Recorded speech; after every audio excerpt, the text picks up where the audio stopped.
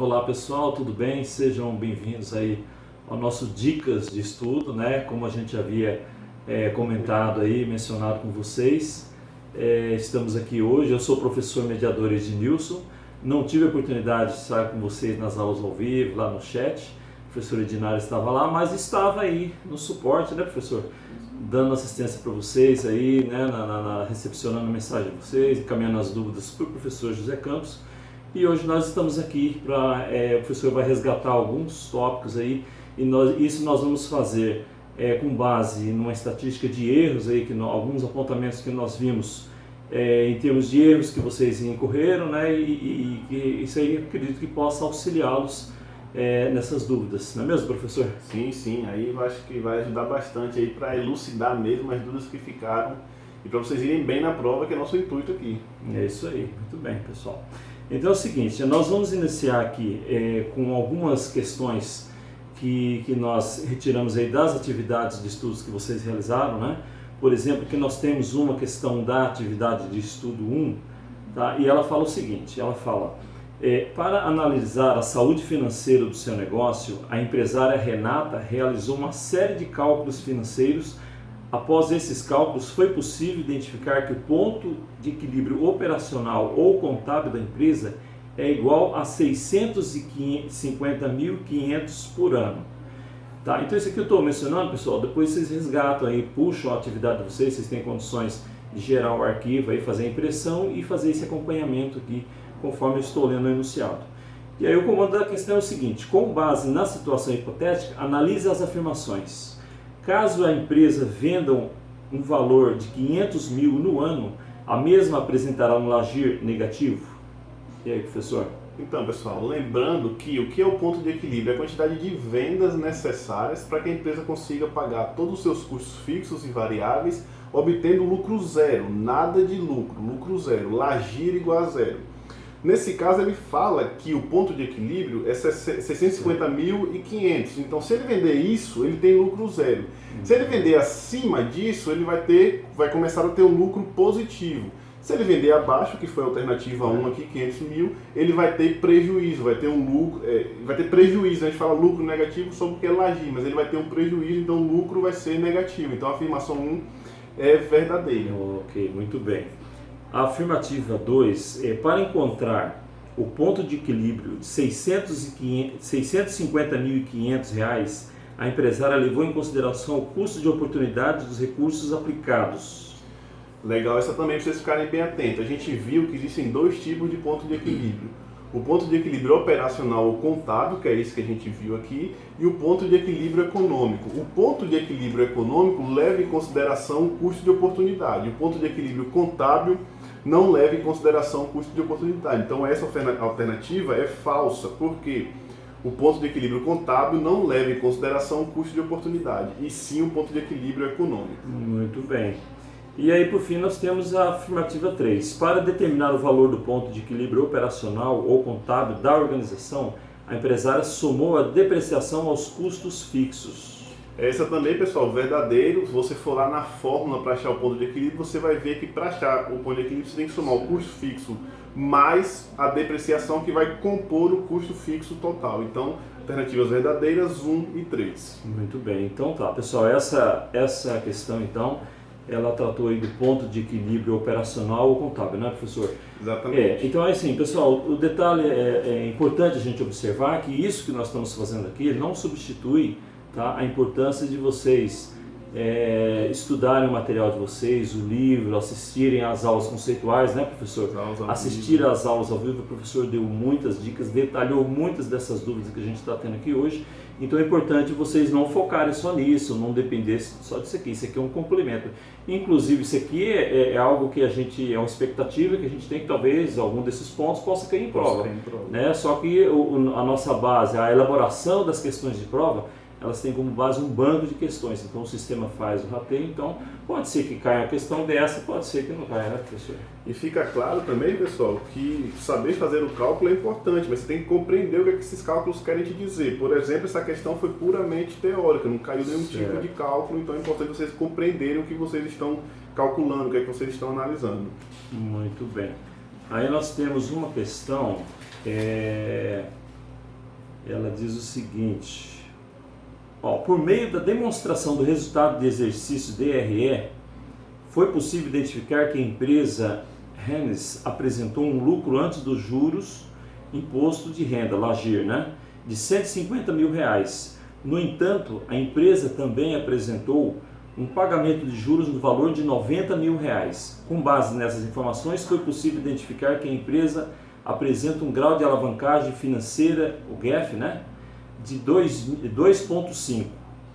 Aí o comando da questão pede o seguinte, ó, com base na situação hipotética, pode-se afirmar que se a empresa apresentar um aumento de 10% em seu LAGIR, o seu lucro por ação sofrerá um aumento de...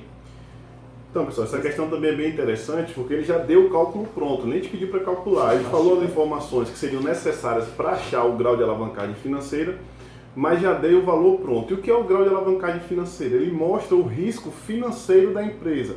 Ou seja, quando você tem uma elevação ou redução no lucro do juro imposto de renda, você vai ter também uma elevação ou redução no seu lucro da empresa, seu lucro por ação. E o grau de alavancagem financeira vai mostrar exatamente que variação é essa. Então veja, nesse caso a variação, o grau de alavancagem financeira foi 2,5. Então, para cada 1% de aumento ou redução no seu LAGIR, como o grau de alavancagem é 2,5, você vai ter uma variação de 2,5% no seu lucro. Se sua empresa tiver um aumento de 1% no grau de alavancagem financeira, seu lucro vai aumentar 2,5%, porque lembra que o grau de alavancagem é 2,5%. Se seu LAGIR tiver uma redução de 1%, seu lucro vai reduzir 2,5%, porque o grau de alavancagem é 2,5%. Então, 1% modifica 2,5%. Veja, se o aumento for de 10%, basta você multiplicar o 10% pelo grau de alavancagem financeira, que é 2,5. 10 vezes 2,5, 25%. Então, um aumento de 10% vai dar um aumento de 25%, um aumento de 10% no LAGIR vai dar um aumento de 25% no lucro. Uma redução de 10% no LAGIR vai dar uma redução de 25% no lucro. E se fosse, sei lá, 20%, o aumento do LAGIR fosse 20%, bastava multiplicar o 20 pelo grau de alavancagem financeira. 20 vezes 2,5 daria 50%. Então basta fazer essa multiplicação que você vai ver o impacto dessa variação no grau de alavancagem financeira. Ótimo. Então a resposta seria, a alternativa E, 25%. 25%. Um aumento de 10%, 10 vezes 2,5, que é o grau de alavancagem financeira, 25% o lucro aumentou da empresa aí. Ok. E tranquilo. Aí nós temos uma outra questão, inclusive essa questão, ela, se não me engano, professor, ela está tratando sobre o payback, né? Certo. É um outro tema também bem recorrente, que a gente recebeu bastante dúvida, e nessa questão aqui a gente espera, sim, inclusive ela trata de outros pontos aí que o professor pode até, inclusive, comentar, como a taxa interna de retorno, né? O método VPL, etc. Custo-oportunidade também, que é um tema também recorrente para cair em prova, né? Tem que ficar atento também.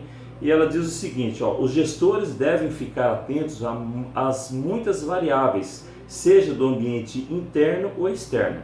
Para verificar se um investimento trará retornos ou não, eles possuem diversas ferramentas financeiras que os ajudam nessas análises e que podem nortear a tomada de decisão.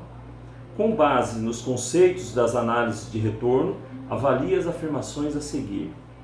Aí a primeira afirmação diz o seguinte, ó, o payback permite avaliar em quanto tempo haverá o retorno do investimento.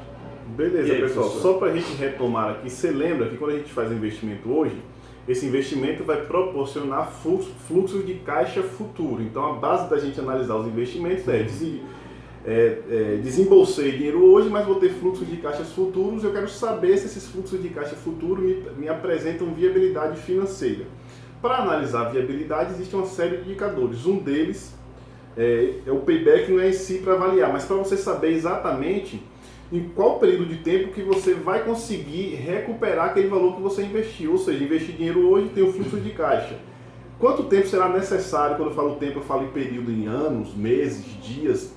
Ou seja, qual o período de tempo necessário para eu reaver aquele valor que eu investi no meu investimento. Então, payback é isso. Tempo necessário para reinvestir, para receber de volta aquele valor investido. Então, a alternativa é verdadeira. Muito bem.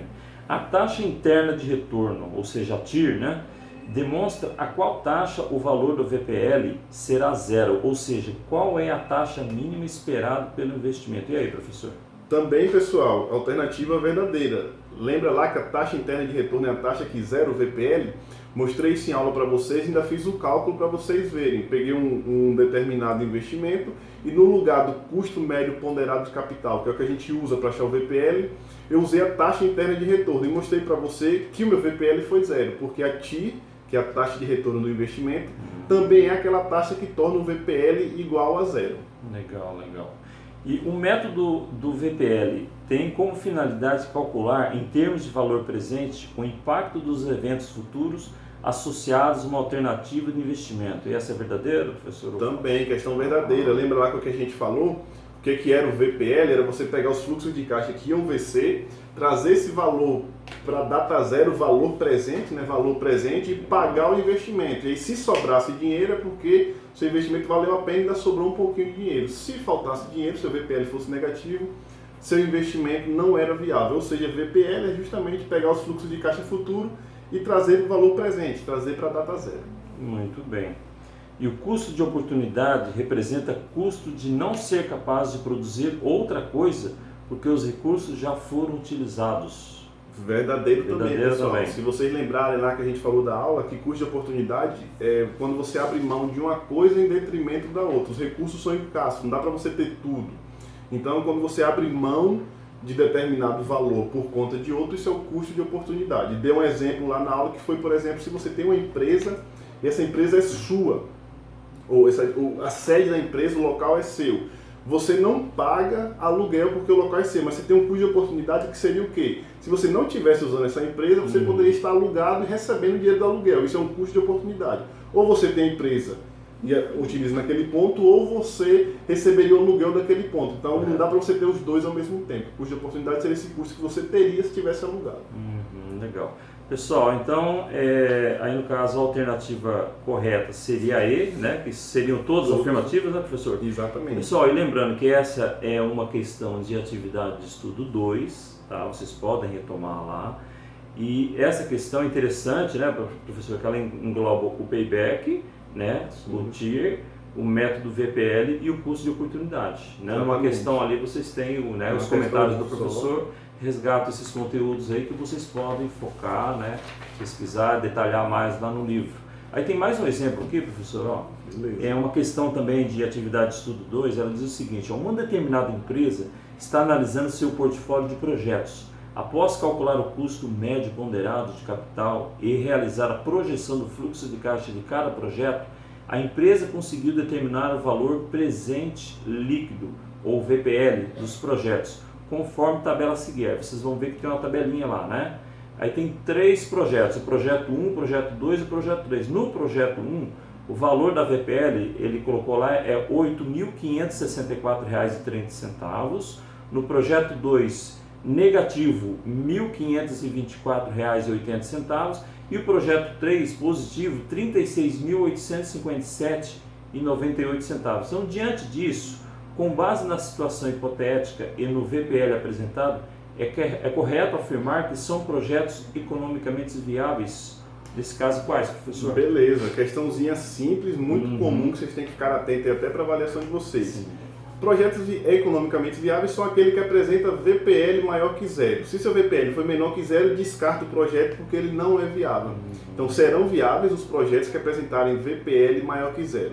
Quanto maior o VPL do projeto, melhor será o projeto, melhor retorno econômico terá para a instituição. Então se você for escolher o projeto com base em VPL, maior VPL, melhor projeto. VPL igual a zero, o projeto não é viável, não tem viabilidade econômica. Então, correto aí seria os projetos 1 e 3 que tem um VPL maior do que zero. Ok. E, pessoal, tem uma questão aqui também de um outro tema importante aí para a nossa disciplina. Está na atividade 2, tá? A gente teve aí um índice razoável de erros, tá? E a gente queria destacar agora para vocês sobre o custo médio ponderado de capital, ou CMPC, tá? Então, essa questão que eu vou comentar aqui, eu vou ler aqui para vocês, ela trata desse assunto. Para obter recursos financeiros necessários para realizar os seus diferentes projetos, as organizações poderão contar com recursos próprios ou recursos de terceiros. Essas duas fontes de recursos envolvem custos que deverão ser analisados pela gestão financeira da empresa. E aí nós temos, com base no exposto, analise as seguintes afirmações.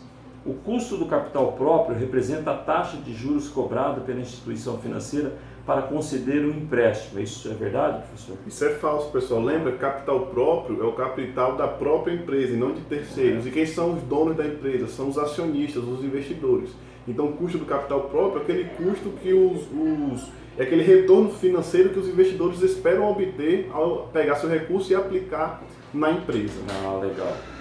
O custo médio ponderado de capital, que é o CMPC, né, é uma metodologia de cálculo para a identificação do custo de capital de terceiros.